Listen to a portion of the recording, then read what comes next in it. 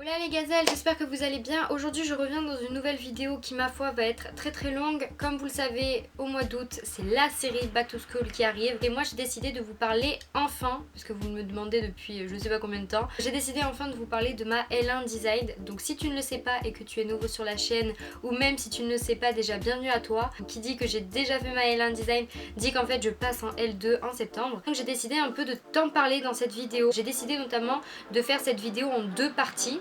Donc dans la première partie déjà je vais te parler justement de mon année, de mon ressenti, des différentes matières. J'ai décidé de te parler des changements notamment entre le lycée et l'université. Et dans la deuxième partie qui arrivera très rapidement, je l'espère, je vous répondrai à vos questions puisque vous m'avez posé pas mal de questions sur Instagram et sur les autres réseaux sociaux d'ailleurs. Donc bon bref. En tout cas là je vais m'occuper de cette petite partie là et j'y reviendrai la prochaine fois. C'est parti. Tout d'abord, je vais te parler de ma scolarité un peu et des études que je voulais faire avant d'aller en licence de design parce qu'à la base, c'est pas du tout ce que je voulais faire. Faut que tu saches déjà que je sors du lycée avec un bac L. Et à la base, moi, j'ai toujours voulu être dans le métier de la création, j'ai toujours voulu créer. Donc, on m'a toujours dit et la conseillère d'orientation m'a dirigée en fait vers une mise à niveau en art appliqué, donc une MANA. C'est une sorte d'année de prépa en fait pour toutes les personnes qui n'ont peu ou pas pratiqué le dessin. Le truc c'est que moi je voulais absolument pas faire une mana privée parce que j'avais pas envie que mes parents déboursent je ne sais combien d'argent pour une mana privée. Pour moi c'était hors de question, alors j'ai tenté de rentrer dans 5 manas publiques. Il fallait faire plusieurs dossiers et que je n'ai pas été prise malheureusement. À ce moment là ça a été la grosse remise en question, je ne savais pas quoi faire de ma vie, je ne savais pas quoi faire après. Donc j'avais un plan B et un plan C qui était soit la licence de design à Nîmes, soit la licence d'art plastique à Aix-en-Provence. Et à ce moment-là, je savais pas trop quoi faire. Bon, j'étais un peu perdue et puis après je me suis dit, écoute Cel, le design ça va certainement t'ouvrir plus de portes que l'art plastique, donc pars en design. Et donc c'est pour ça que je suis arrivée en licence de design cette année et ma foi ça s'est très bien passé. Au début je pensais pas du tout que ça allait me plaire parce que je me souviens déjà la première semaine et le premier sujet qu'on a eu, notamment Basic Design qui est une très grosse matière, mais je t'en parlerai après. On a eu un premier projet qui franchement ne m'a pas du tout plu, ne m'a pas du tout intéressée au premier abord. Et au final après j'ai plutôt apprécié les projets et je peux dire vraiment que c'est des études qui sont faites pour moi en fait. Et je suis très contente d'être ici et puis c'est que du positif puisqu'en septembre je passe en L2. Vous avez été très nombreux aussi à me demander quelle matière il y a en licence de design notamment. Donc déjà je voulais te resituer un petit peu parce que moi faut savoir qu'en sortant du lycée je savais pas du tout qu'est-ce qu'était composé la fac, les différentes études supérieures, enfin vraiment j'étais complètement perdue. Donc faut savoir que c'est d'abord une licence, un master et un doctorat. Et donc moi je vais te parler de la licence puisque ça me concerne et je vais te parler de la L1 notamment. En licence et là donc la première année de licence, faut savoir qu'il y a que 2 semestres. Donc 2 semestres, on parle plus de trimestre, on parle plus de tout ça, c'est que des semestres. Et donc les semestres en fait sont différents. Le premier semestre est complètement différent du deuxième et le deuxième complètement différent du premier. Il y a des matières qu'on garde et il y a des matières qu'on perd. C'est pour ça que j'ai décidé de t'en parler. Les horaires aussi changent énormément. Faut savoir qu'au premier semestre, j'ai éprouvé beaucoup plus de plaisir à pratiquer parce que c'était vraiment des matières qui m'intéressaient beaucoup plus qu'au second. Au second, c'était un peu trop répétitif pour moi. Les projets étaient un peu beaucoup trop longs à mon goût. Et donc en termes d'heures, pour te donner une idée, au premier semestre on avait 26h30 de travail contre 30h30 de travail au semestre 2 et mine de rien 4 heures en plus, ça fait énormément dans l'emploi du temps. Souvent on me demande aussi est-ce que en licence de design il y a des cours magistraux. Donc des cours magistraux c'est quoi? C'est les cours en amphithéâtre avec le prof qui fait son speech en bas et toi qui écris. Alors bien sûr que oui, il y a des cours magistraux en licence de design, c'est important de le préciser d'ailleurs parce que c'est des cours qui sont mine de rien très importants avec un coef de 3. Et au premier semestre on en avait 4. Donc tout d'abord il y avait initiation à la création contemporaine. Je vais pas revenir sur les matières et essayer de te dire un peu qu'est-ce qu'on fait dans ces matières là, mais il faut tout simplement que tu te dises que ce sont des matières en fait qui vont fournir un peu plus de culture également pour les t'aider quand tu as des dossiers à rendre et qu'en plus de ça on te demande des références artistiques et bien souvent si tu te nourris de TCM c'est que du plus pour toi. Donc c'est vraiment de la recherche de la culture de designers qu'on apprend, qu'on commence à connaître avec leurs différentes pratiques, les différentes pratiques du design. Donc on avait initiation à la création contemporaine, on avait théorie de la communication, matière que j'ai complètement adorée, que j'ai vénérée au premier semestre. C'est une matière en fait qui aborde la communication dans beaucoup de design, et on avait un prof qui était, ma foi, très intelligent et très intéressant, donc c'était que du positif. On avait histoire des arts et du design, matière qu'on retrouve au semestre 2, et moi j'ai choisi comme UE d'ouverture parce que oui, on a aussi des UE d'ouverture. Les UE d'ouverture, c'est tout simplement une matière que tu choisis parmi tant d'autres, mais une matière qui est en fait obligatoire et qui peut sortir en fait de ta zone de confort qui va être le design. Par exemple, il y avait un UE d'ouverture, il me semble que c'était sur l'histoire romaine, je pense, de Nîmes, quelque chose du genre. Donc c'était que de la culture, mais c'est une matière très importante avec un coef 3 encore une fois. J'ai choisi, il me semble que c'était l'art visuel au 21e siècle, quelque chose du genre, qui était, ma foi, aussi très intéressante. Et au semestre 2, j'avais culture visuelle, initiation aux méthodes de projet, histoire des arts et du design, encore une fois comme je l'ai dit. J'ai choisi ensuite comme UE d'ouverture graphisme et communication, et on avait en plus de ça un CM tout nouveau qui était médium outil expérimentation, qu'on avait au premier semestre en tant que TD, donc travaux dirigés. Et selon moi, c'était beaucoup mieux de l'avoir en travaux dirigés parce que c'est que de la pratique et c'est important de pratiquer cette matière selon moi, mais bon, ça n'est que mon avis. Et en travaux dirigés, on a des matières qui se retrouvent, notamment Basic Design et Études de cas, qui sont deux grosses matières qui ont un coef 4, donc voilà, qu'on a au premier semestre et au second. Et on a un module qui s'appelle Code des représentations, où en fait c'est que du dessin. Donc on a croquis, on a architecture, mais ça s'appelle pas comme ça, et on avait dessin d'observation qu'on retrouve au premier et au second semestre. Au premier semestre, on avait donc, comme je t'ai dit, médium outil expérimentation, matière que j'ai complètement adorée, où on demandait vraiment beaucoup de pratique et beaucoup d'imagination. On avait ensuite couleur, c'était pratique de la couleur avec la peinture notamment. On a travaillé sur notamment différents contrastes, les couleurs primaires, secondaires. On avait aussi informatique où au premier semestre on a travaillé notamment des traitements de texte, donc notamment Excel, il me semble qu'on a travaillé, enfin bref, Office, etc. Je pense que tu connais. Et au second semestre, hormis Basic Design, études de cas, le module avec les 3 dessins, on avait ensuite maquette, matière qui demandait beaucoup de précision. On avait graphisme et communication aussi en TD, on l'avait en CM et en TD, donc mine de rien ça faisait 4 heures en plus de cours, alors qu'on avait 3 heures de UE d'ouverture au premier semestre par semaine. On a également anglais, et on avait encore une fois informatique, mais informatique cette fois où on travaillait notamment les logiciels tels que Photoshop ou encore Illustrator. Voilà. Ce que je voulais te dire et que j'avais oublié, c'est que j'ai tout simplement fait une vidéo où en fait je te présente mes projets que j'ai réalisés en première année de design, de semestre 1 et de semestre 2. Donc si tu veux avoir un peu plus d'informations sur les différentes matières que je viens de te citer, notamment les TD, parce que je n'ai pas parlé de mes CM, je t'invite à aller voir cette vidéo que je te mettrai en barre d'infos. Je voulais te parler un peu des changements par rapport au lycée qui sont, ma foi, très grands. Tout d'abord, on me demande souvent si l'organisation est différente, et j'ai envie de te dire totalement, c'est-à-dire qu'à l'université il y en a pratiquement pas, faut aller à la pêche aux informations. Et c'est vrai que moi cette année personnellement je me suis inscrite comme déléguée, donc j'ai été déléguée avec une collègue de ma classe.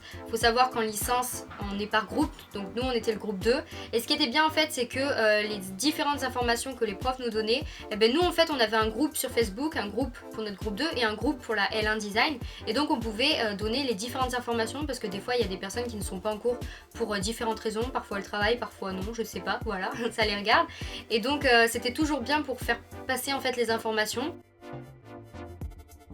Aussi, quelque chose qui va très rapidement falloir que tu fasses, c'est de prendre l'initiative d'aller à la bibliothèque universitaire, donc entre autres la BU. Si jamais tu vas à la fac à Nîmes, donc à la fac Vauban, il faut savoir que c'est une très grande BU avec énormément d'ouvrages et de la documentation à n'en plus finir. J'adorais aller à la BU vraiment, autant pour faire des recherches qu'en plus de ça pour travailler, enfin vraiment j'adorais la BU.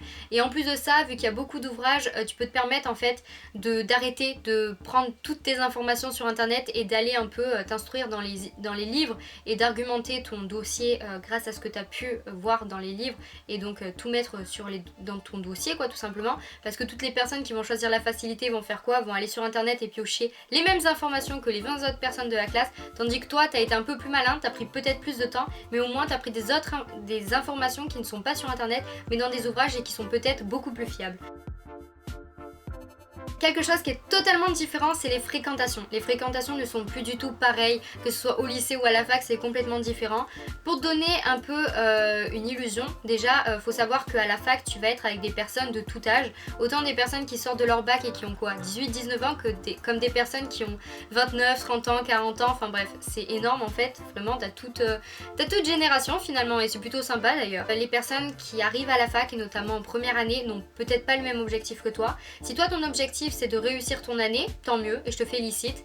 Mais il y a des personnes qui, elles, leur objectif c'est de s'amuser, de sortir le jeudi soir pendant les soirées étudiantes, ou bien de se la couler douce, à regarder des séries, à ne pas aller au CM. Donc à ce moment-là, on va dire que la relation ne va pas tellement aller, même si cette personne est géniale, tu vois. Ça ne prouve rien. D'ailleurs, j'avais des amis à moi, des collègues à moi qui cette année n'avaient pas du tout les mêmes objectifs, mais c'est pas pour autant qu'on ne s'entendait pas, c'est juste qu'en termes de travail, voilà, on faisait pas les mêmes choix, on n'avait pas les mêmes objectifs et que ça créait un sacré trou dans la relation.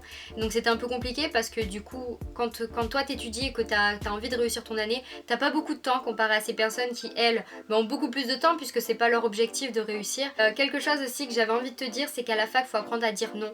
C'est con, mais il faut être à la fois égoïste et être à la fois très sympathique. Et quand il faut être égoïste, c'est au moment où on te demande tes cours de CM pour le partiel qui va approcher, c'est-à-dire par exemple tu as un partiel dans une semaine et la personne n'est pas allée du tout au CM et qu'elle va te demander à ce moment-là tes cours, clairement tu dis non parce que toi tu t'es pas fait chier à aller tous les matins au CM, que tu as tapé tes cours au propre, tes belles fiches de révision, que tu as mis vraiment tout ton amour dedans pour aller filer tes fiches à la personne qui n'est pas venue parce qu'elle a préféré dormir ou je ne sais quelle raison, parce qu'elle ne s'est pas réveillée, j'en sais rien. Mais en tout cas, t'as pas lu filer tes cours, franchement, c'est ton cours et c'est pas le sien. Et puis après tout, imaginons que tu donnes tes cours et que cette personne-là, elle a une meilleure note que toi au partiel. Je pense que t'auras clairement les boules et qu'à ce moment-là, tu diras ah non, plus jamais je fais ça.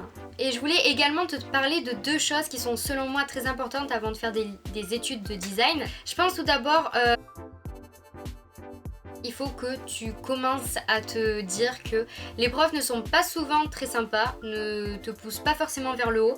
Faut savoir que c'est la première année. La première année, les profs, ils voient débarquer 200, 300, 400 élèves, 500 élèves, je ne sais combien d'élèves. Donc forcément, il y a beaucoup d'élèves et à ce moment-là, leur but, leur objectif, ça va pas être de t'amener en L2. Non, leur objectif à eux, ça va être de faire du tri. Et donc ils vont un peu, voilà, tu verras pendant les premières semaines, les premiers jours, te remettre en question et te dire est-ce que t'es vraiment fait pour ça. Et à ce moment-là, si t'es, on va dire, instable, que t'as pas trop confiance en toi, tu vas te dire et tu vas te poser des questions, mais c'est vrai, est-ce que c'est réellement fait pour toi? Et franchement, et là je tiens à te le dire, si jamais ton objectif c'est de réussir et que t'as vraiment envie de faire ces études-là, te pose pas de questions si c'est fait ou si c'est pas fait pour toi. Si t'as de l'imagination, si t'as la création, si t'as l'envie, si t'as tout ça, si t'as juste l'objectif d'y arriver, mets-toi en tête que tu vas y arriver en fait, c'est tout. Pour te raconter une petite histoire, souvent vous me demandez est-ce que toi t'étais forte en dessin? Est-ce que avant ça tu avais des bagages, tu savais bien dessiner? Est-ce que tu dessinais tout le temps? Et ça serait vous mentir si je vous disais que avant je dessinais tout le temps, que tous les soirs je dessinais toutes les heures, etc. etc. Faut savoir que moi le dessin j'aime pas trop ça en fait. On va dire que si on me demande pas de dessiner en cours, je dessine pas réellement à la maison. Et c'est un peu handicapant. Et cette année ça m'a énormément handicapée. Et au premier semestre, on avait une prof de croquis qui clairement, à toutes les séances, à tous les cours chaque semaine, me disait c'est catastrophique, tout le commence. Parce qu'en plus elle avait un accent, donc elle était bien gentille, mais je pense que sa façon de dire n'était pas du tout pédagogique et franchement je l'ai très mal pris, je l'ai très mal vécu. Et heureusement pour moi que très rapidement je me suis faite amie avec Clémentine et Clémentine m'a réellement expliqué en fait ce qui n'allait pas dans mon travail. Et donc elle a passé du temps à m'aider à m'apprendre en fait ce qui n'allait pas. Et en fait je la remercie mille fois parce qu'au second semestre j'ai senti vraiment que je m'améliorais et c'est pas parce que aussi on a changé de prof, parce qu'on a changé de prof entre temps et franchement merci parce que les cours n'étaient plus du tout pareils et je la remercie, mais en tout cas juste pour te dire qu'il y a forcément des profs qui vont te tirer vers le bas parce que tout simplement leur but est de faire du tri et c'est normal parce qu'à la fin en L2 il n'y aura pas 400, il n'y aura pas 500, il n'y aura pas 200, il n'y aura pas 100 élèves mais il y en aura beaucoup moins et c'est normal, c'est leur but de faire du tri parce que tout le monde n'est pas fait pour les études de design et tu vas t'en apercevoir très rapidement durant ta L1 tout simplement. Et la deuxième chose aussi que je veux que tu saches, et c'est quelque chose que j'ai compris au second semestre, je l'avais pas réellement compris au premier semestre parce qu'on n'avait pas vraiment de projets concrets on va dire. Au second semestre on a eu beaucoup plus de projets concrets dont c'était en étude de cas. En fait le directeur de l'IUT de Nîmes nous a demandé de faire plusieurs propositions pour essayer, du moins pour faire en sorte qu'il ait un nouveau logo pour l'IUT de Nîmes, sachant que le sien était clairement dégueulasse. Voilà, on va pas se le cacher, hein. C'était un beau projet, un projet qui a duré plusieurs mois, on en avait marre très clairement, et en fait voilà, on est allé à l'IUT, on a demandé un peu ce que lui voulait, donc on a rempli notre cahier des charges. Et au moment où en fait on a présenté nos logos, donc on a mis du cœur à l'ouvrage, on était 3 groupes en tout et c'était un travail solo. Mais mine de rien, moi j'avais forcément envie qu'il y en ait un de notre groupe qui réussisse en fait, que son logo plaît au directeur. Et en fait, ce qui était drôle et ce qui était super bien aussi, c'est que le directeur, parfois, il y avait des logos qui lui plaisaient. Et à ce moment-là, il nous demandait de nous avancer et d'expliquer pourquoi on avait fait ce logo, etc., etc. Et je faisais partie de ces personnes. Clémentine aussi d'ailleurs, donc c'était super. En tout, il devait avoir 80 propositions de logos. Donc un logo par personne. Ce qui a été dommage, c'est qu'à la fin de ces 3 heures, donc au moment où on a tout fini, etc., etc., le directeur nous a tout simplement dit qu'il avait déjà engagé un groupe de designers qui est Nîmes avec un accent, qui a d'ailleurs fait le graphisme de la façade du nouveau musée de la Romanité à Nîmes. Et à ce moment-là, on s'est dit, ah, donc ça veut dire qu'en fait, jamais sur notre CV, ça sera marqué designer du logo de l'IUT de Nîmes, enfin jamais on aura cette occasion-là. Et ce qui a été dommage, en fait, c'est qu'on nous en a vendu.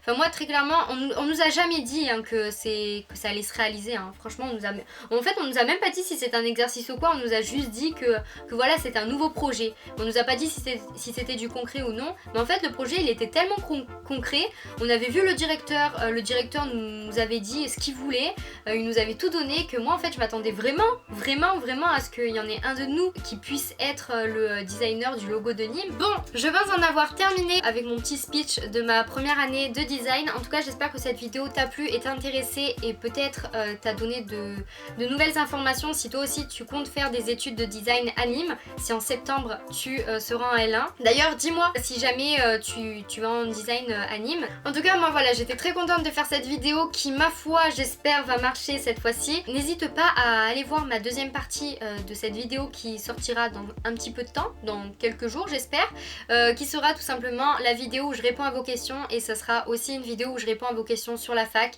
mais également sur qu'est-ce que le design, les débouchés et plein de petites questions que vous m'avez posées par rapport au design, par rapport à ma pratique notamment de la peinture.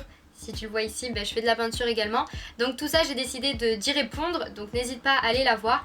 Et en tout cas, moi j'espère que cette vidéo t'a plu. Et je te fais de très gros bisous. Porte-toi bien comme d'habitude. Et je te dis à dimanche prochain ou à un autre jour. Je sais pas du coup.